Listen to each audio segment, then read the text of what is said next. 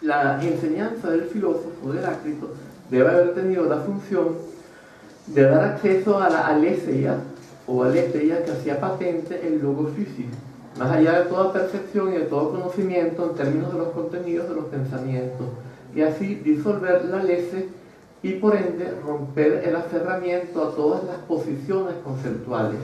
Esto es clave. Si yo tengo una posición conceptual, por ejemplo, yo creo que todo es uno, o yo creo que todo es múltiple, o yo creo que todo es dual, yo estoy entendiendo la realidad a través de un concepto. Pero los conceptos son los filtros. Y cuando yo tomo los filtros, lo que nos dan los filtros por la verdadera condición de la realidad, estoy en el error. Esa es la ley. Entonces, uno de los filtros es la dualidad sujeto-objeto. Por ejemplo, en la tradición Dzogchen se habla de un pensamiento súper sutil que en sánscrito se llama trimandala. Triple mandala, triple esfera en tibetano, korsum, es lo podemos traducir como triple estructura direccional de pensamiento, que nos hace sentir que hay un pensador, un pensar y un pensamiento, un agente, una acción, un actuar y una acción, un perceptor, una percepción y un objeto percibido. Luego tenemos los conceptos sutiles, que así los llamados tanto Descartes como Locke, que son los que no suenan en palabras, sino que yo sé que esto es una botella de plástico con agua al verla automáticamente.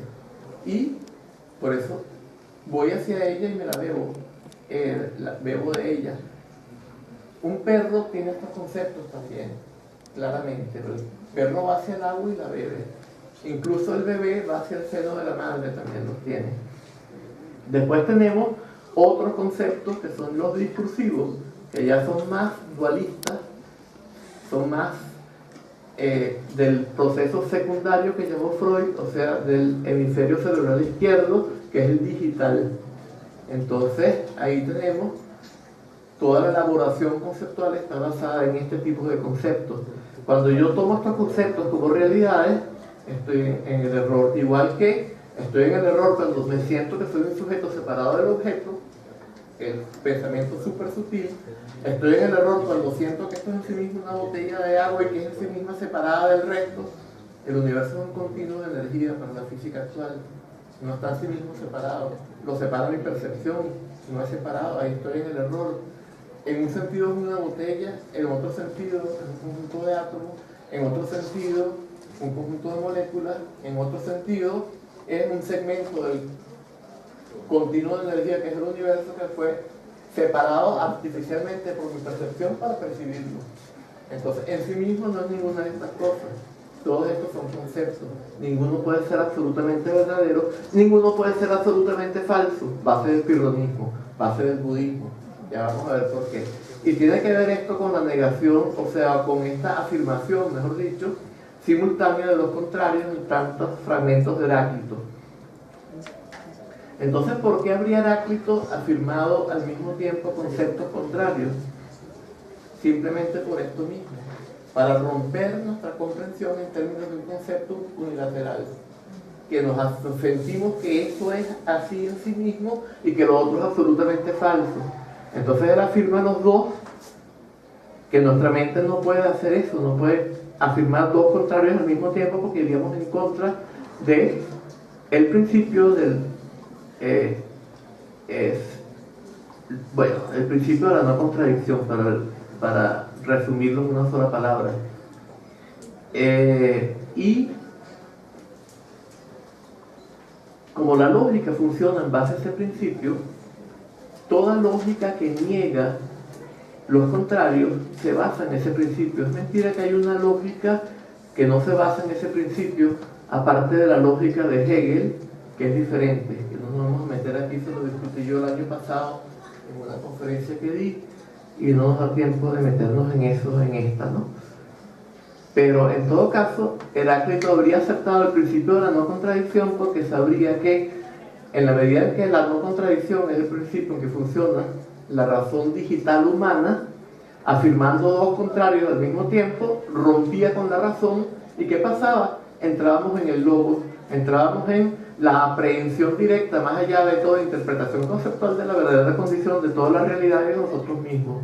Y ese era el principio del Heráclito, o sea, una manera de llevarnos a ese mismo estado de comunión que habrían perseguido todas estas tradiciones que tenían su origen en el monte Kailash y que comprenderían el shaivismo, el taoísmo, el dionicismo, etc.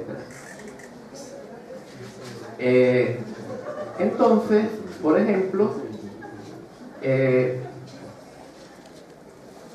unidad y multiplicidad, estabilidad y cambio son conceptos que la mente proyecta sobre lo dado, ninguna de las cuales corresponde exactamente a lo dado, no puede corresponder, porque lo dado es el todo, y nada está en sí mismo separado.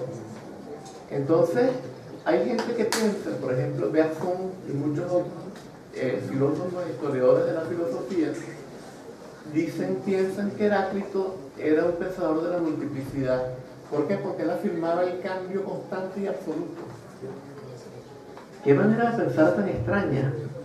Si todo está cambiando constantemente, entonces no hay nada fijo, no existen sustancias separadas fijas, todo se está transformando en otra cosa. Y si no hay sustancias separadas fijas, es porque todo es lo mismo. Si no hay multiplicidad, o sea, el cambio absoluto, lo que niega es la multiplicidad. ¿Cómo puede un filósofo pensar, o un historiador de filosofía, pensar lo contrario? Pensar que la negación, o sea, que la afirmación del cambio absoluto implica la multiplicidad absoluta.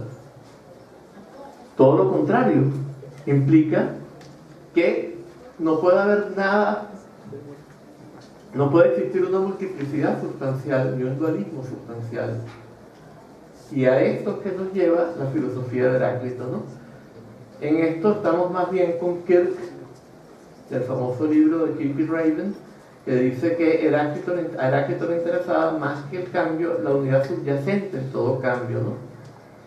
Pero yo pienso que en verdad lo que le interesaba a Heráclito sí era, por supuesto, comulgar en esta vivencia, pero no afirmarlo uno conceptualmente, sino que ir más allá de todos los conceptos, ¿no? Aprehender el todo en términos del concepto del uno. Hay un fragmento de Heráclito, bueno, aquí hay una discusión, Aristóteles ataca a Heráclito alegando que este niega el principio de no contradicción al afirmar que los opuestos son los mismos, lo mismo, mientras que Kirk lo defiende diciendo que esto no pretendió significar con su expresión lo mismo, que eran idénticos, sino que no eran esencialmente separados, sino parte de un único complejo. Sí, estamos más con Kirk que con Aristóteles, pero yo creo que más que esto, afirmaba los dos opuestos para llevarnos más allá del intelecto, para que cayéramos cuando la razón no puede entender el concepto, colapsa.